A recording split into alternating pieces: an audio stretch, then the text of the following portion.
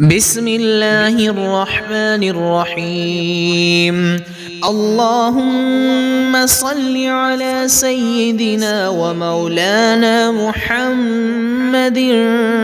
صاحب التاج والمعراج والبراق والعلم، دافع البلاء والوباء والقحط والمرض والألم، اسمه مكتوب مرفوع مشفوع منقوش في اللوح والقلم، سيد العرب والعجم، جسمه مقدس معطر مطهر منور في البيت والحرم، شمس الضحى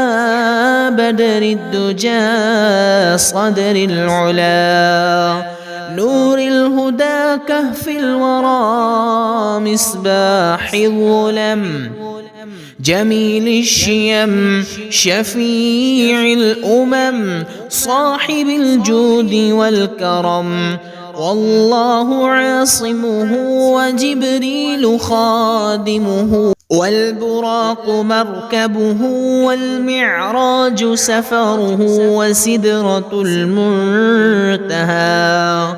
مقامه، وقاب قوسين مطلوبه والمطلوب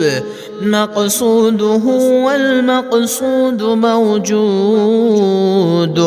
سيد المرسلين خاتم النبيين شفيع المذنبين، أنيس الغريبين رحمة للعالمين، راحة العاشقين مراد المشتاقين، شمس العارفين سراج السالكين،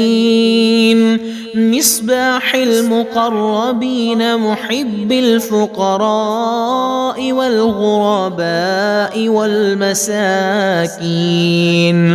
سيد الثقلين نبي الحرمين إمام القبلتين، وسيلتنا في الدارين صاحب قاب قوسين، محبوب رب المشرقين ورب المغربين، جد الحسن والحسين مولانا ومولى الثقلين أبي القاسم محمد بن عبد الله، نور من نور الله، يا أيها المشتاقون بنور جماله، صلوا عليه وآله وأصحابه وسلموا تسليما.